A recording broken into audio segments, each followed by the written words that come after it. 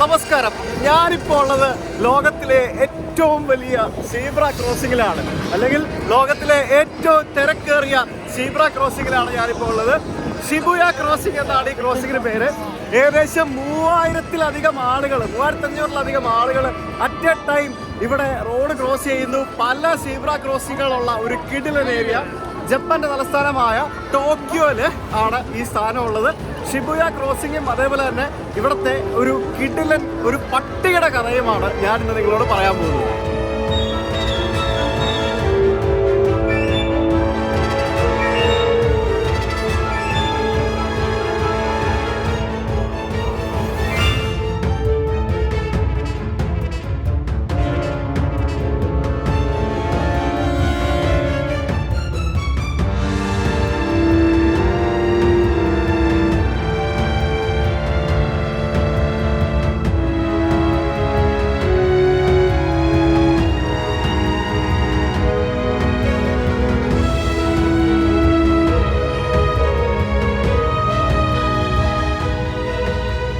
ഷിബുയ metro സ്റ്റേഷനിൽ നിന്ന് നേരെ പുറത്തേക്ക് ഇറങ്ങി വരുമ്പോഴത്തേക്കിനും നമുക്ക് ഇത്തരത്തിലുള്ള ഒരു ക്രോസിംഗ് കാണാൻ സാധിക്കും. ഇവിടെ കുറേ സീബ്ര ക്രോസിങ്ങുകളുണ്ട്. ഒന്നിവിടെ, ഒന്നവിടെ, ഒന്നിവിടെ, ഒന്ന് അവിടെ നിന്ന് ഇങ്ങോട്ട്, അവിടെ നിന്ന് അങ്ങോട്ട്, തലങ്കം വലങ്കം ക്രോസിങ്ങുകളാണ്. അത്ര കോംപ്ലക്സ് ആണ് ഇവിടുത്തെ ഈ ഒരു ക്രോസിംഗ് എന്ന് പറയുന്നത്. ലോകത്തിലെ ഏറ്റവും വലിയ ക്രോസിങ്ങും അതേപോലെ തന്നെ ലോകത്തിലെ ഏറ്റവും കൂടുതൽ ആളുകൾ അറ്റ് എ ടൈം ക്രോസ് ചെയ്യുന്നതുമായിട്ടുള്ളൊരു സ്ഥലമാണ്. ഞാനിപ്പോൾ ഉച്ച സമയത്താണ് ഇവിടെ വന്നിരിക്കുന്നത്. പക്ഷേ ഇവിടെ ഏറ്റവും കൂടുതൽ ആളുകൾ ക്രോസ് ചെയ്യുന്നത് വൈകുന്നേരങ്ങളിലാണ്. രാത്രി ഒരു 7 മണി മുതൽ ഒരു വെളുപ്പിന് ഒരു 1 മണി വരെയുള്ള സമയത്താണ് ഇവിടെ ഏറ്റവും കൂടുതൽ ആളുകൾ ക്ലോസ് ചെയ്യുന്നത്. ആ സമയത്തേക്ക് ഇവിടെയൊക്കെ ലൈറ്റും സംഭവങ്ങളൊക്കെ ആയിട്ട് വേറെ ലെവലായിരിക്കും. ഇപ്പോൾ ഓൾറെഡി സിഗ്നലുകളെല്ലാം വീണു. ആളുകൾ അവിടെ നിന്ന് ഇങ്ങോട്ട് ക്രോസ് ചെയ്ത് തുടങ്ങി, ഇവിടെ നിന്ന് ഇങ്ങോട്ട് ക്രോസ് ചെയ്ത് തുടങ്ങി. ഈ കാണുന്ന 2 ക്രോസിങ്ങിലാണ് ഏറ്റവും കൂടുതൽ ആളുകൾ ക്രോസ് ചെയ്യുന്നത്. ആളുകൾ ഇങ്ങനെ ഒഴുകി വരുന്നത് കാണുമ്പോഴത്തേക്കിനുണ്ടല്ലോ ശരിക്കും നമ്മുടെ കിളി പോകും. ഇത് ശരിക്കും അത് ഇത്രയും തിരക്കുണ്ടായിട്ടും എത്ര ഓർഗനൈസ്ഡ് ആയിട്ടാണല്ലേ ഇവിടെ കാര്യങ്ങൾ നടക്കുന്നത്. ഒരു ഒന്നും തള്ളുമില്ല. നമ്മളൊരു മനുഷ്യനെ പോലും അങ്ങോട്ടും ഇങ്ങോട്ടും പോയി തട്ടുന്നില്ല, ബഹളം ഉണ്ടാക്കുന്നില്ല. അതൊരു അമേസിങ് സംഭവമാണ്. എന്തൊക്കെ പറഞ്ഞാലും ഇവിടെ നമുക്ക് ഇഷ്ടംപോലെ ബിൽ ബോർഡുകൾ കാണാൻ സാധിക്കും. ബിൽ ബോർഡുകൾ എന്ന് പറയുമ്പോഴത്തേക്കും നമുക്ക് ഇതുപോലെയുള്ള ഡിജിറ്റൽ ഡിസ്പ്ലേകൾ നമുക്ക് ഇഷ്ടംപോലെ ഈ ഭാഗത്ത് പല സ്ഥലങ്ങളിലായിട്ട് കാണാൻ സാധിക്കും. ഡിജിറ്റൽ ഡിസ്പ്ലേകളിൽ തന്നെ ചിലതൊക്കെ നമുക്ക് 3D എഫക്റ്റ് ഉള്ള ഡിജിറ്റൽ ഡിസ്പ്ലേ ഒക്കെ നമുക്ക് കാണാൻ സാധിക്കും. അതായത് നമുക്ക് 3D ഗ്ലാസസ് ഒന്നും ഇല്ലാതെ തന്നെ നമുക്ക് 3D എഫക്റ്റ് കിട്ടുന്ന ടൈപ്പ് ബിൽ ബോർഡുകൾ നമുക്ക് പല സ്ഥലത്ത് കാണാൻ സാധിക്കും. ഇവിടെയൊക്കെ ഇതിൻ്റെ മുകളിലൊക്കെ കുറേ കഫേകളൊക്കെ ഉണ്ട്. നമുക്ക് ഏതോ ഒരു കഫേയുടെ മുകളിൽ കയറി കഴിഞ്ഞാൽ നല്ല മനോഹരമായിട്ടുള്ള രീതിയിൽ നമുക്ക് ഈ ഒരു ക്രോസിംഗ് ഷൂട്ട് ചെയ്യാൻ സാധിക്കും. അതൊക്കെ നമുക്ക് ചെയ്യാം. എന്തായാലും നല്ലൊരു കിടിലൻ എക്സ്പീരിയൻസ്. യമനോത്തെ ലൈനിലെ JR ട്രെയിൻ അതിലൂടെ പോകുന്നത് നമുക്ക് കാണാൻ സാധിക്കും. ഇവിടെ ഇത് കാണാൻ വേണ്ടി മാത്രമായിട്ടാണ് ആളുകൾ ശരിക്കും വരുന്നതെന്ന് പറയാം. കുട്ടി ക്യൂട്ട് ബസ്സുകൾ തയ്ക്ക് അച്ചടാ. ഈ ട്രാഫിക് സിഗ്നലുകളുടെ മുമ്പിൽ വണ്ടികൾ ഇങ്ങനെ പച്ച വീഴാനായിട്ട് കാത്തു നിൽക്കത്തില്ലേ, മുട്ടി നിൽക്കത്തില്ലേ പോകാനായിട്ട്, അതേപോലെയാണ് അപ്പുറത്തെ ആളുകൾ നിൽക്കുന്നത്. ഇനി ഇപ്പം നോക്കിക്കോ, ഒരു സിഗ്നൽ വീട് കഴിയുമ്പോഴത്തേക്കിന് എല്ലാവരും കൂടി അവിടെ നിന്ന് ഇങ്ങോട്ടേക്ക് വരും. ആ കാണുന്നതാണ് മെട്രോ സ്റ്റേഷൻ. അവിടെയാണ് ശരിക്കും തിരക്കുള്ളത്. അവിടെ നിന്ന് ഇങ്ങോട്ടാണ് തിരക്കുള്ളത്. ഞാൻ നിൽക്കുന്നതിൻ്റെ എൻ്റെ പുറകിലൂടെ തിരക്ക് വളരെ കുറവാണ്. അവിടെ നിന്ന് ഇങ്ങോട്ടായിരിക്കും തിരക്ക് വരുന്നത്. ഇനി ഇവിടെ ഇങ്ങനെ നിൽക്കണം. ഇവിടെ ഇങ്ങനെ തിരിഞ്ഞ് നിൽക്കണം. ഇതാണ് സംഭവം. എടാ, എൻ്റെ പുറകിൽ ആളുകൾ ഇങ്ങനെ അരച്ച് വരുന്ന കണ്ടില്ലേ? അതൊക്കെ ഇതിലും ക്രൗഡഡ് ആയിട്ട് വരും. അപ്പോൾ ലോകത്തിലെ ഏറ്റവും വലിയ തിരക്കേറിയ സീബ്ര ക്രോസിംഗിന്റെ നടുവിലാണ് ഞാൻ നിൽക്കുന്നത്. ഇവിടെ എൻ്റെ ഇപ്പുറത്തൊരു ചേട്ടൻ നിൽക്കുന്നുണ്ടോ? പുള്ളി ഒരു നിക്കറൊക്കെ ഇട്ടാണ് നിൽക്കുന്നത്. തണുത്ത് വിറച്ചാണ് നിൽക്കുന്നത്. ഞാൻ ജസ്റ്റ് ഒന്ന് സംസാരിച്ചേക്കണം. Hi, you speak English? Just a little bit. Little bit. Just a little bit. Are you not feeling cold? Yeah, very cold. But still you want to enjoy the dress? Huh? Still you want to enjoy the dress? Yeah, Okay. Nice meeting you. nice meeting you. Nice meeting you. പുള്ളിക്ക് നന്നായിട്ട് തണുക്കുന്നുണ്ട്. പക്ഷേ തണുക്കുന്നുണ്ടെങ്കിലും പുള്ളിക്ക് ആ ഒരു ഡ്രസ്സും ആ ഒരു രീതിയൊക്കെ ഇഷ്ടപ്പെടുന്നതുകൊണ്ട് തന്നെ അതിട്ടിട്ട് അത് എൻജോയ് ചെയ്യുകയാണ്. അതിട്ടിട്ട് അതിവിടെ നിന്ന് പുള്ളി എൻജോയ് ചെയ്തുകൊണ്ടിരിക്കുകയാണ്. ഷിബുയ സ്റ്റേഷൻ്റെ തൊട്ട് മുമ്പിലാണ് ശരിക്കും ഈ ഷിബുയ ക്രോസിംഗ് എന്ന് പറഞ്ഞ സ്ഥലം വരുന്നത്. ഷിബുയ സ്റ്റേഷനിൽ നിങ്ങൾ വന്ന് ഇറങ്ങുമ്പോഴത്തേക്കിനും ഹാച്ചിക്കോ എന്ന് പറഞ്ഞ ഒരു ഡോഗിൻ്റെ ഒരു സ്റ്റാച്ചു നമുക്കിവിടെ കാണാൻ സാധിക്കും. ഹാച്ചിക്കോ ഡോഗിൻ്റെ കഥ ഞാൻ അവിടെ പോയിട്ട് ഞാൻ പറഞ്ഞുതരാം. അതും വളരെ ഇൻട്രസ്റ്റിംഗ് ആയിട്ടുള്ളൊരു കഥയാണ്. ഒരു പട്ടിയുടെ സ്റ്റാച്ചു എന്തുകൊണ്ടാണ് ഇവിടെ ഇങ്ങനെ വന്നിരിക്കുന്നത് എന്നുള്ളത് ഞാൻ പറഞ്ഞുതരാം. ആ ഹാച്ചിക്കോ സ്റ്റാച്ചുവിൻ്റെ മുമ്പിലായിട്ടാണ് ശരിക്കും ഇതുപോലെയുള്ള മനോഹരമായിട്ടുള്ള ഒരു സ്ക്രാമ്പിൾ ക്രോസിംഗ് സ്ഥിതി ചെയ്യുന്നത്. ലോകത്തിലെ തന്നെ ഏറ്റവും ക്രൗഡഡ് ആയിട്ടുള്ള ഒരു സീബ്ര ക്രോസിംഗ് ഏരിയ, ലോകത്തിലെ തന്നെ ഏറ്റവും ക്രൗഡഡ് ആയിട്ടുള്ള ഒരു സ്റ്റാർബക്സ് ഇതിൻ്റെ ചുറ്റുവട്ടത്ത് എവിടെയോ ഉണ്ടെന്നാണ് എനിക്ക് മനസ്സിലാക്കാൻ സാധിച്ചത്. ലോകത്തിലെ തന്നെ അല്ലെങ്കിൽ പോലും ജപ്പാനിലെ ഏറ്റവും ക്രൗഡഡ് ആയിട്ടുള്ള ഒരു സ്റ്റാർബക്സ് നമുക്കിവിടെ കാണാൻ സാധിക്കും.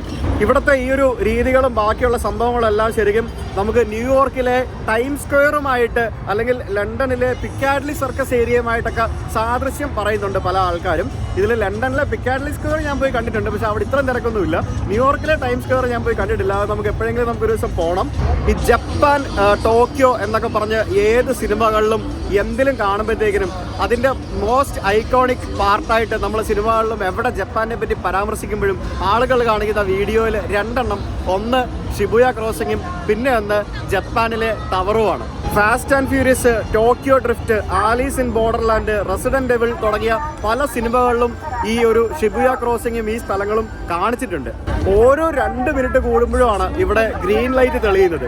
ഒരു ദിവസം ഏകദേശം ശരാശരി ഒരു വീക്ക് ഡേ ദിവസങ്ങളിൽ ഒരു 2.5 ലക്ഷം മുതൽ 3 ലക്ഷം ആളുകൾ ഇവിടെ റോഡ് ക്രോസ് ചെയ്യുന്നു. ഒരു വീക്കെൻഡ് ആണെങ്കിലും അല്ലെങ്കിൽ അത്ര തിരക്കുള്ള ഏതെങ്കിലും ഒരു ദിവസം 5 ലക്ഷം വരെ ആളുകൾ ഇവിടെ റോഡ് ക്രോസ് ചെയ്യുന്നു എന്നാണ് കണക്കുകൾ പറയുന്നത്. 1973 ഈ ഒരു ക്രോസിംഗ് ശരിക്കും ഉദ്ഘാടനം ചെയ്തത് അല്ലെങ്കിൽ ഇനോഗ്രേറ്റ് ചെയ്തത്.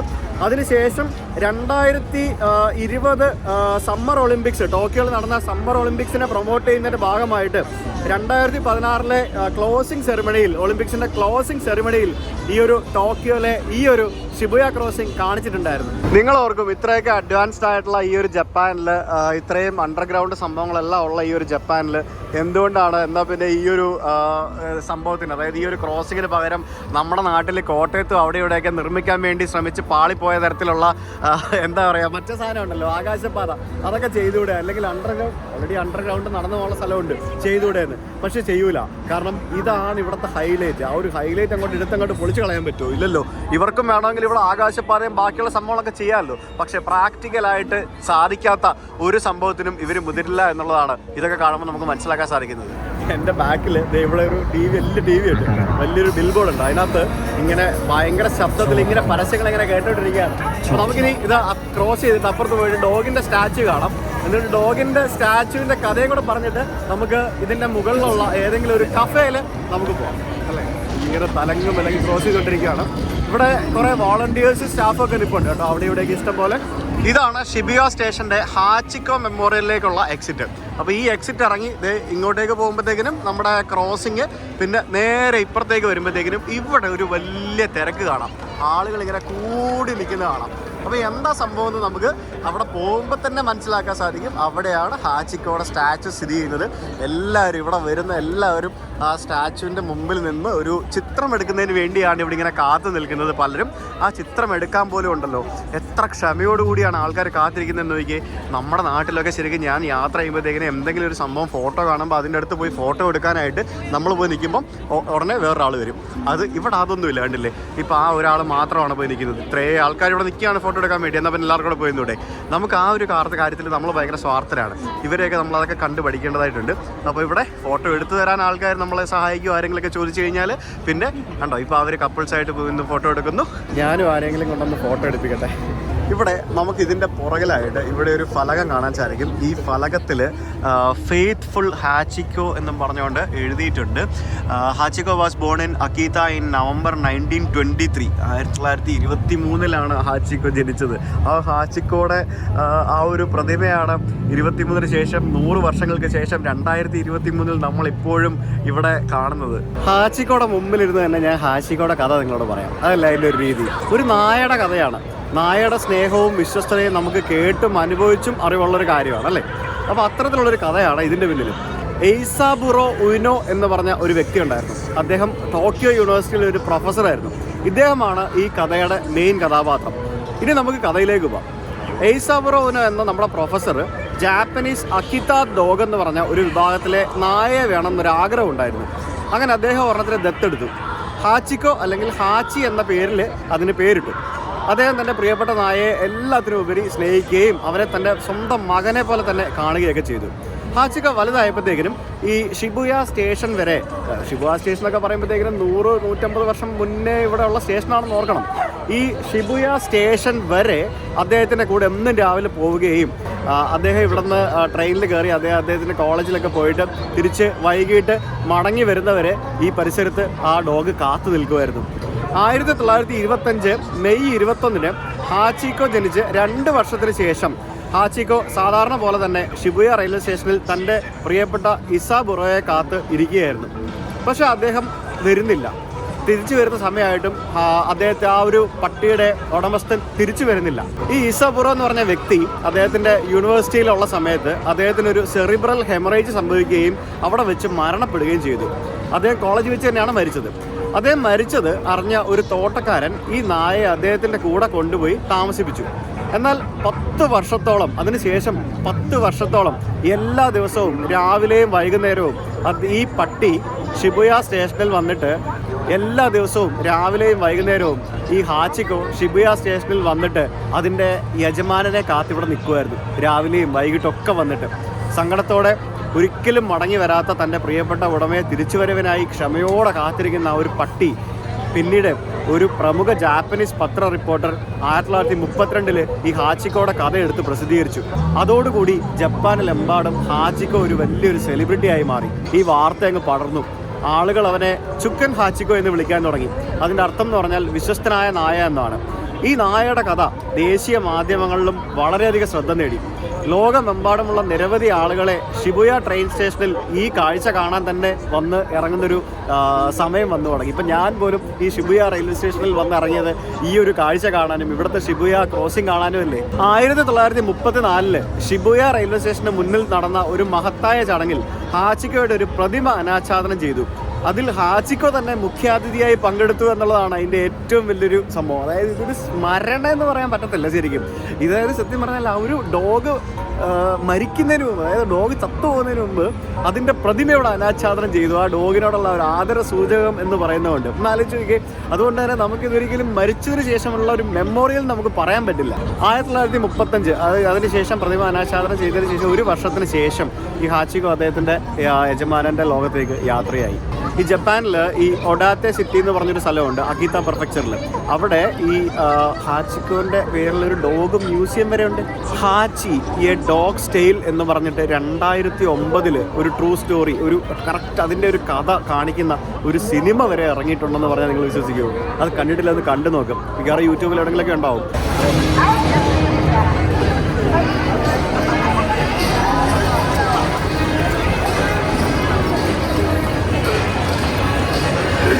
എന്തോ ഒരു ഭയങ്കര സംഭവം പോലെ അല്ലേ ഇവിടെ റോഡ് ക്രോസ് ചെയ്യുന്നത്. ഫുള്ള് ഇക്കരത്തിലുള്ള പാട്ടും ബഹളവും എല്ലാം ആയിട്ട് ഒരു ഭയങ്കര സംഭവം അല്ലേ. അപ്പൊ നമുക്കിനി ഇവിടെ ഫ്രണ്ടിലുള്ള സ്റ്റാർബക്സ് കോഫിയിൽ പോവാം. ഇവിടെ റോഡ് ക്രോസ് ചെയ്ത് നേരെ അവിടെ ആ ഒരു തിരക്കേറിയ സ്റ്റാർബക്സ് കോഫി എന്ന് പറഞ്ഞ് കണ്ടില്ലേ, നമുക്ക് പോയി നോക്കാം അവിടെ എന്തൊരു തിരക്കുണ്ടെന്ന്. സ്റ്റാർബക്സ് കോഫി, ഇവിടെ സ്റ്റാർബക്സ് കോഫി ഉണ്ട്. പിന്നെ അത് ഈ കാണുന്ന ഒരു മാഗ്നറ്റ് എന്ന് പറഞ്ഞൊരു ബിൽഡിങ്ങിൻ്റെ മേളിലൊരു കഫേ എന്തോ ഉണ്ട്, അവിടെ നമുക്ക് കയറി നോക്കാം. അപ്പോൾ ഇതെന്താ സംഭവം? ദ സൗണ്ട് എന്നും പറഞ്ഞിട്ട് ജപ്പാൻസ് ഫസ്റ്റ് ആൽബം 2.22 റിലീസ്. ഇത് മറ്റേ ഇത് ഇവരുടെ ബാൻഡാണ്. അതിൻ്റെ CD വിൽക്കുന്ന സ്ഥലമാണെന്ന് തോന്നുന്നു കേട്ടാ.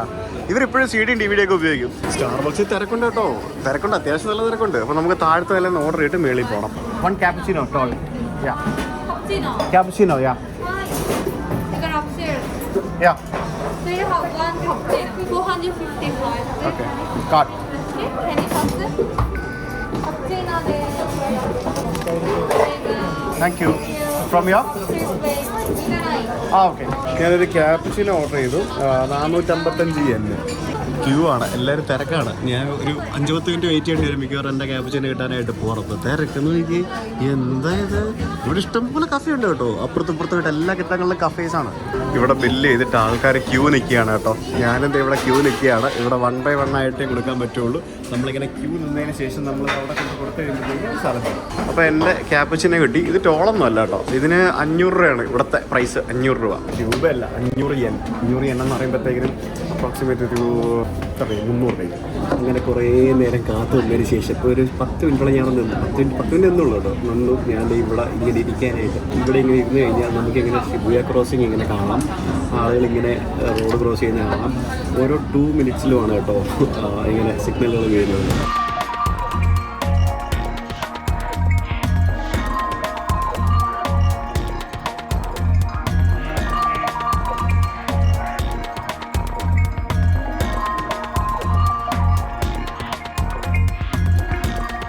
അങ്ങനെ ആളുകൾ റോഡ് ക്രോസ് ചെയ്ത് തുടങ്ങി.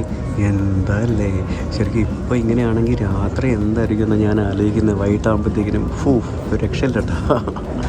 ഇത്രയും ആൾക്കാരുണ്ടായിട്ട് ഇത്രയും വണ്ടികൾ പോകുന്നുണ്ടായിട്ട് ഒരു ഹോണടി കേൾക്കുന്നുണ്ടോ, ഒരു ബഹളമുണ്ടോ, എന്തെങ്കിലും ഉണ്ടോ?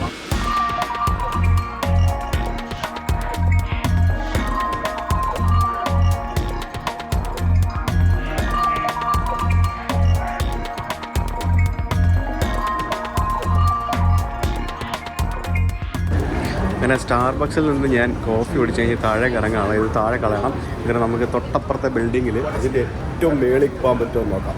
ജപ്പാൻസ് ഫസ്റ്റ് ആൽബം 2.22 റിലീസ്. ഇത് ഇവരുടെ കടയാട്ടോ. ഇതെന്താ സംഭവം അറിയാവുന്നതിനൊന്ന് കമൻറ്റ് ചെയ്യണം. ഇതൊന്നും ആരാന്ന് എനിക്ക് അറിയത്തില്ല കേട്ടോ. അറിയാവുന്നവരൊക്കെ ഉണ്ടാവും, നിങ്ങൾ വീഡിയോ കാണുന്നവരൊക്കെ ഉണ്ടാവും, ഇവരുടെ ഫാൻസൊക്കെ ഉണ്ടാവും, ചിലപ്പം പറയാൻ പറ്റില്ല. ഇത് ജാപ്പനീസ് ആണോ കൊറിയൻസ് ആണോ? ജാപ്പനീസ് തന്നെയാണെന്ന് തോന്നുന്നു. ഈ ജപ്പാൻകാരുടെ മുടി നിങ്ങൾ ശ്രദ്ധിച്ചിട്ടുണ്ടോ? ആണുങ്ങളുടെ അവരുടെ മുടി ഇതുകൊണ്ട് ഇവിടെ വരെ ഉണ്ടാവും. ഇങ്ങനെ കണ്ണ് മൂടുന്ന രീതിയിലായിരിക്കും മുമ്പിൽ കിടക്കുന്നത് മിക്ക ആൾക്കാരുടെ മുടി. ഈ കാണുന്നുണ്ടല്ലോ, ഇത് പരസ്യ ട്രക്ക് തന്നെ കേട്ടോ. ഇത് പരസ്യം കാണിക്കാൻ വേണ്ടി മാത്രം പകലും രാത്രി ഇങ്ങനെ ഓടുന്നതാണ്. അപ്പോൾ നമുക്കിത് ഈ മാഗ്നറ്റ് ബൈ ഷിബുയ എന്നുള്ളതിൻ്റെ മുകളിൽ എന്തോ ഒരു സെറ്റപ്പ് ഉണ്ടെന്ന് ഞാനിങ്ങനെ കണ്ടിട്ടുണ്ട്. അത് ഓപ്പൺ ആണെന്ന് അറിയത്തില്ല, നമുക്ക് പോയി നോക്കാം. വീണ്ടും ഞാൻ ഷിബുയ ക്രോസിംഗ് ക്രോസ് ചെയ്താലേ പോകാൻ പറ്റുള്ളൂ. ഒരു ബഹളമുണ്ട്. ആ ബസ്സിനെ മാനേജ് ചെയ്യാൻ വേണ്ടി മാത്രമാണ് പോലീസുകാർ നിൽക്കുന്നത്. ഒരു പോലീസും ഇല്ല.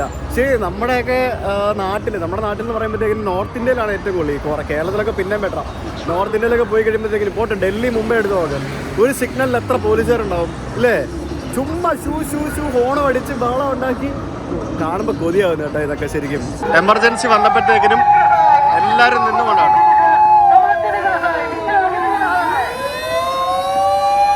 ഓ കണ്ടോ, സിഗ്നൽ വീണപ്പോഴാണ് എമർജൻസി ഫയർ എഞ്ചിൻ വന്നത്. ആൾക്കാരെല്ലാം നിന്നു. ആ നിന്ന ആൾക്കാർക്ക് അവര് താങ്ക്സും പറഞ്ഞിട്ടാണ് അവര് പോകുന്നത്. സോ എനിക്ക് രോമാഞ്ചം വരുന്നത് ഇതൊക്കെ കാണുമ്പോഴത്തേക്കൊരു ദൈവമേ. മാഗ്നറ്റ് കഫേ കയറി നോക്കാം എന്താ സംഭവം എന്നുള്ളത്. മാക്സ് 7 എന്ന് പറഞ്ഞുകൊണ്ട് ഇതിൻ്റെ 7th ഫ്ലോറിലാണ് ഒരു കഫേ ഉള്ളതായിട്ട് ഞാൻ അറിഞ്ഞത്. ഇതിനകത്ത് കയറി കഴിഞ്ഞാൽ എന്തോ എൻട്രൻസ് ഫീയോ എന്തോ പൈസ എന്തൊക്കെയോ ഉണ്ടെന്ന് തോന്നുന്നു. എന്തായാലും നമുക്ക് കയറി നമുക്ക് ഫോട്ടോ വീഡിയോ എന്തെങ്കിലുമൊക്കെ എടുത്തിട്ട് പോവാം. അതിനുവേണ്ടിയാണ് ഞാൻ ഇവിടേക്ക് വന്നത്. ഉള്ളല്ലോ, ഫാറ്റ് ബർഗർ കഴിച്ചാൽ ഫാറ്റ് ആകുമെന്നാണ് ഇവർ ഉദ്ദേശിച്ചത്. അപ്പോൾ ഇതിൻ്റെ ഏറ്റവും മേളിൽ ഒരു കഫേ ഉണ്ട്. ആ കഫേയിൽ ഞാൻ വന്നു. ഇവിടെ ആരുമില്ല. താഴെ സ്റ്റാർബക്സിലാണ് തിരക്ക്. പക്ഷേ ഇവിടെ വന്നാലാണ് ഏറ്റവും കിടിലൻ വ്യൂ കിട്ടുന്നത്. അപ്പോൾ ഇതിനകത്ത് കാരണം എന്നുണ്ടെങ്കിൽ വേറെ പൈസ ഒന്നുമില്ല. അവരെഴുതി വെച്ചിട്ടുണ്ട്. എന്താ എഴുതി വെച്ചെന്ന് പറഞ്ഞത് കണ്ടു. ഇതാണ് എഴുതി വെച്ചിരിക്കുന്നത്. അതായത് നിങ്ങൾ ഒരു 5-6 പേര് വരികയാണെങ്കിലും 1 ഓർഡർ ബൈ പേഴ്സൺ, ഒരെണ്ണമെങ്കിലും നിങ്ങൾ എന്തെങ്കിലും ഇവിടെ നിന്ന് ഓർഡർ ചെയ്യണം. അത്രേ ഉള്ളൂ, വേറെ പ്രശ്നമൊന്നുമില്ല. Thank you for understanding. Ordering just 1 drink is also possible എന്ന് പറഞ്ഞ് എഴുതി വെച്ചിട്ടുണ്ട്. അപ്പോൾ ഞാനൊരു ഡ്രിങ്കും ഒരു ഫുഡും പറഞ്ഞിട്ടുണ്ട്. ഇനി ഞാൻ ഇവിടെ നിന്നുള്ള വ്യൂ കാണിക്കട്ടെ. പൊളിച്ചില്ലേ, നോക്ക്, പോത്തല്ലേ, അടിപൊളിയല്ലേ, രക്ഷയില്ലട്ടാ. ഞാൻ ആ കാണുന്ന സ്റ്റാർബക്സിലാണ് ഞാൻ ഇത്ര നേരം ഇവിടെ ഇരുന്നത്. ഇപ്പം ഇത്ര നേരം ഞാൻ ടൈം ലാപ്സ് ഒക്കെ എടുത്ത് കണ്ടില്ലേ നിങ്ങൾ. ഇനി ഇവിടെ നിന്ന് ഞാൻ ടൈം ലാപ്സ് എടുത്ത് കാണിച്ചു തരാം എങ്ങനെയുണ്ടെന്ന്. അടിപൊളി. നമ്മൾ വന്നിരിക്കുമ്പോഴത്തേക്കിനും നമുക്കിത് ഈ സാധനം കണ്ടോ, ഇത് എനിക്കൊന്ന് വെറ്റ് വൈപ്സ് ആണ്. വെറ്റ് വൈപ്പ്, ഫേഷ്യൽ വൈപ്സ്, പിന്നെ കട്ട്ലറീസ്, ഒരു ഗ്ലാസ് വെള്ളം, പിന്നെ ഞാനൊരു ബിയർ പറഞ്ഞായിരുന്നു. അത് ഏതോ ഒരു സാധനം സുന്തോറി പ്രീമിയം മോൾസ് എന്ന് പറഞ്ഞൊരു സാധനം. പിന്നെ ഞാനിവിടെ ടൈം ലാപ്സ് എടുക്കാൻ വേണ്ടി വെച്ചിട്ടുണ്ട് കണ്ട. അപ്പോൾ ഇവിടെ ഇരുന്ന് സാധനം ടൈം ലാപ്സ് എടുത്തോളും, നമുക്ക് കാണാം. അയ്യോ, ഇത് ടൈം ലാപ്സ് അല്ല, ഇത് വീഡിയോ ആയിരുന്നു. അയ്യേച്ചേ, ഇനിയിപ്പോൾ ഈ ആൾക്കാർ പോയി കഴിഞ്ഞാൽ മാറ്റാം, മറന്നുപോയി. ചില സമയത്ത് ഇങ്ങനെയാണ്.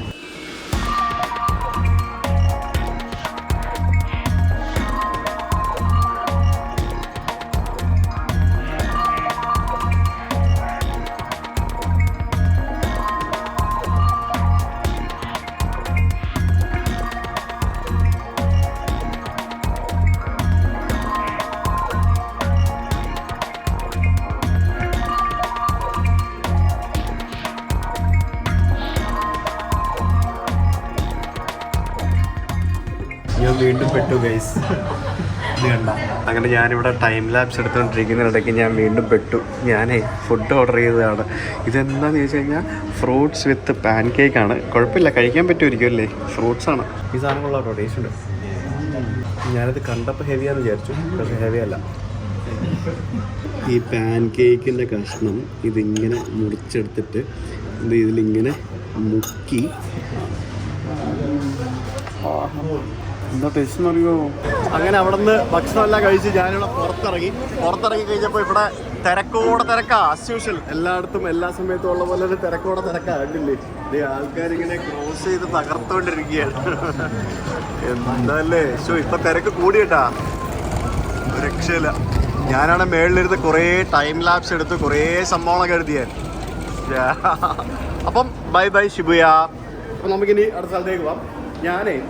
നമ്മൾ ഇന്ത്യയിൽ യാത്ര ചെയ്ത സമയത്ത് നമ്മൾ ഏറ്റവും വലിയ വെല്ലുവിളികൾ എന്ന് പറഞ്ഞാൽ നമ്മൾ കണ്ടത് പബ്ലിക് ടോയ്ലറ്റുകളുടെ വൃത്തിയില്ലായ്മയാണ്. ഞാൻ അധികം രാജ്യങ്ങളൊന്നും പോയിട്ടില്ല. ഞാനിപ്പോൾ 22 രാജ്യങ്ങളിൽ പോയിട്ടുള്ളൂ. ഈ 22 രാജ്യങ്ങളിൽ ഞാൻ ഏറ്റവും വൃത്തിയുള്ള പബ്ലിക് ടോയ്ലറ്റുകൾ കണ്ടത് ജപ്പാനിലാണ്. അത് ഈവൻ റെയിൽവേ സ്റ്റേഷനിൽ പോയാലും എവിടെ പോയാലും ഏത് പബ്ലിക് സ്ഥലങ്ങളിൽ പോയാലും അത്ര വൃത്തിയുള്ള ടോയ്ലറ്റുകളായിരിക്കും. ഇവിടെ നമുക്ക് ചന്തി കഴുകാനുള്ള സംഭവങ്ങളൊക്കെ ഉണ്ട്. അത് പക്ഷേ വേറെ രീതിയിലല്ല, അത് വളരെ അടിപൊളിയായിട്ടാണ് ഇവർ യൂസ് ചെയ്യുന്നത്. അതൊരു വന്ന് കാണേണ്ട ഒരു കാഴ്ച തന്നെയാണ്. ശരിക്കും നമ്മൾ ചെറുപ്പം മുതൽ നമ്മളെ സ്കൂളുകളിൽ മുതൽ നമ്മൾ പഠിപ്പിക്കേണ്ട ഒരു സംഭവമാണ് എങ്ങനെയാണ് നമ്മൾ നമ്മുടെ പരിസരവും പൊതു ശൗചാലയങ്ങളൊക്കെ വൃത്തിയായിട്ട് സൂക്ഷിക്കേണ്ടതെന്ന്, അല്ലേ? ഞാനിനി അടുത്ത സ്ഥലത്തേക്ക് പോകാനായിട്ട് വേറെ ഫുക്കുതോഷിൻ ലൈൻ എന്ന് പറഞ്ഞൊരു ടോക്കിയോ മെട്രോ എടുത്തിട്ടാണ് പോകാൻ പോകുന്നത്. ഇത് കൊള്ളാമല്ലോ, ഇങ്ങനത്തെ എസ്കലേറ്ററോ കൊള്ളാമല്ലോ ഒരു സംഭവം. അതായത് ഇങ്ങനെ ഇറങ്ങി വന്നിട്ട് ഇങ്ങനെ കുറച്ച് നിരപ്പ് വരും, എന്നിട്ട് അത് തന്നെ ഇങ്ങനെ താഴേക്ക് പോകും. അടിപൊളിയാണല്ലോ. മെട്രോ സ്റ്റേഷൻ്റെ അടിഭാഗത്തൊക്കെ എന്ത് വൃത്തിയാണെന്നൊക്കെ, എന്താ അടിപൊളിയായിട്ട് ലൈറ്റൊക്കെ ഇട്ട് പരസ്യങ്ങളൊക്കെ കൊടുത്ത് അപ്പുറത്തും ഇപ്പുറത്തുമൊക്കെ ഡിസ്പ്ലേ പരസ്യങ്ങളാണെല്ലാം, കണ്ടില്ലേ? അടിപൊളിയാണേ, നല്ല രസമുണ്ടല്ലേ, എന്ത് ഭംഗിയല്ലേ ശരിക്കും. ഞാൻ കണ്ടതിൽ ഏറ്റവും നല്ല മെട്രോ ഇവിടുത്തെ കേട്ടോ. നമ്മൾ റഷ്യയിലും ചൈനയിലൊക്കെ പോകുമ്പോൾ നമ്മൾ മെട്രോ കാണുന്നുണ്ടെങ്കിലും ഇവരുടെ സംഭവങ്ങളെല്ലാം ഭയങ്കര ബ്യൂട്ടിഫുള്ളാണ്. ഇവർ മാക്സിമം അതൊക്കെ നല്ല അടിപൊളിയാക്കി സൂക്ഷിക്കാനായിട്ട് ശ്രമിക്കാറുണ്ട്. ഇവിടെയൊക്കെ എല്ലാം ലഗേജ് സ്റ്റോർ ചെയ്യുന്നതിന് വേണ്ടിയുള്ള ബോക്സുകൾ വെച്ചിരിക്കുന്നത് കണ്ടില്ലേ, ലഗേജ് സ്റ്റോറേജ് ബോക്സുകൾ. എന്തൊക്കെ സംഭവങ്ങളാണ്. ATM മെഷീൻ പോലെ വെച്ചിരിക്കുന്നത് ടിക്കറ്റ് എടുക്കുന്നതിനും അതേപോലെ തന്നെ IC കാർഡ് റീചാർജ് ചെയ്യുന്നതിനും വേണ്ടിയുള്ള മെഷീനുകളാണ്. ഞാൻ ടിക്കറ്റ് എടുത്ത് 170 രൂപ. ഇത് നമുക്ക് ഫുക്കുതോഷി ലൈനിലേക്ക് പോകാം. ഫുക്കുതോഷി ലൈൻ എന്ന് പറയുന്നത് ഈ F എന്ന് എഴുതിയിരിക്കുന്ന ബ്രൗൺ കളറിലെ ലൈനാണ്, ടോക്കിയോ ലൈൻ. ഇവിടെ ലോക്കോ പൈലറ്റ് ചേഞ്ച് ആണെന്ന് തോന്നുന്നു കേട്ടോ നടക്കുന്നത്. ലോക്കോ പൈലറ്റ് ഇങ്ങനെ ആ ഒരു ട്രെയിൻ കൊണ്ട് നിർത്തി ആ ഡോർ തുറന്നു, പുള്ളി ഇറങ്ങി വന്നു, ഇവിടെ ബാഗുമായിട്ട് കാത്തു നിന്ന ആൾ തിരിച്ചു കയറി പോയി. ഇവരെന്ത് നല്ല അടിപൊളി യൂണിഫോമല്ലേ ഇവരുടെ. നമ്മൾ ഈ വിമാനം പറത്തുന്ന പൈലറ്റുമാരെ പോലെ ഉണ്ട് ശരിക്കും, അടിപൊളി അന്യായ ലുക്കാണ് കേട്ടോ. അപ്പോൾ ഇത് നമുക്ക് പോകാനുള്ള വണ്ടി ഇപ്പുറത്ത് വന്നിരിക്കുകയാണ്. ഇതിലാണ് നമുക്ക് ഇപ്പോൾ അടുത്ത പ്ലാറ്റ്ഫോമിൽ അടുത്ത സ്റ്റേഷനിലേക്ക് പോകേണ്ടത്. അയ്യോ, ഇത് വുമൻസ് ഓൺലി ആണല്ലോ. പക്ഷേ ഇതിനകത്ത് ആണുങ്ങളും ഉണ്ടല്ലോ. വുമൻസ് ഓൺലി എന്ന് എഴുതിയാലും വേണ്ട, നമുക്ക് പുറകെ കയറാം. എന്തിനാണ് വെറുതെ ഇനി വുമൻസ് ഓൺലി കയറുന്നത്? പക്ഷേ ഇതിനകത്ത് ആണുങ്ങളും കയറുന്നുണ്ട് കേട്ടോ. പിന്നെ ചില സമയത്ത് ഇവർ ഈ ആണുങ്ങളേതാ പെണ്ണുങ്ങളേതാ നമുക്ക് കണ്ടു കഴിഞ്ഞാൽ മനസ്സിലാവില്ല. അങ്ങനെയുള്ള ചില പ്രശ്നങ്ങളൊക്കെ ഉണ്ട് ചില സമയത്ത്. ഇത് കൊള്ളാമല്ലോ, വ്യത്യസ്തമായൊരു മെട്രോ, ടോക്കിയോ മെട്രോ. ഞാൻ കയറിയത് ഒരു എക്സ്പ്രസ് ട്രെയിനായിരുന്നു. എൻ്റെ ഹോട്ടലിനടുത്തുള്ള സ്റ്റേഷനിൽ നിന്ന് എത്തൂല. അപ്പം ഇവരിത് അനൗൺസ് ചെയ്യുന്നുണ്ട് കൃത്യമായിട്ട്, ഇംഗ്ലീഷിലൊക്കെ പറയുന്നുണ്ട്. അപ്പോൾ എനിക്ക് അതിന് തൊട്ട് മുമ്പുള്ള സ്റ്റേഷനിൽ ഇറങ്ങിയിട്ട് പുറകെ വരുന്ന വേറെ ഏതെങ്കിലും സാധാ ട്രെയിനിൽ കയറിയാലേ നെക്സ്റ്റ് സ്റ്റോപ്പിൽ ഇറങ്ങാൻ പറ്റുള്ളൂ. നോൺ സ്റ്റോപ്പ് ആയിരുന്നു, നോൺ സ്റ്റോപ്പ്. ഇനി എവിടെ എക്സ്പ്രസ് എന്ന് എഴുതിയിട്ടുണ്ട് കേട്ടോ. ഇത് എക്സ്പ്രസ് എന്ന്, എക്സ്പ്രസ് എന്ത് ഫാസ്റ്റ് അല്ലേ, പറക്കുക.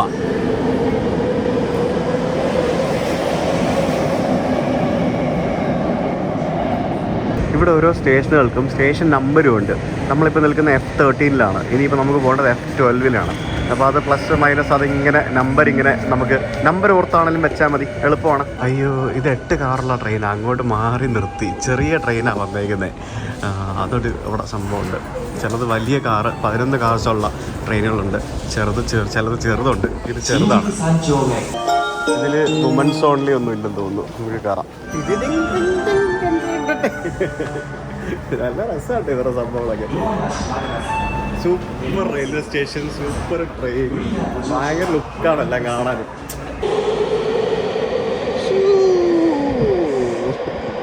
അങ്ങനെ മെട്രോ സ്റ്റേഷനിൽ നിന്നും പുറത്തിറങ്ങി വന്നപ്പോഴത്തേക്കിനും ഇവിടെ ടൊയോട്ടയുടെ ഷോറൂം. Toyota, yes.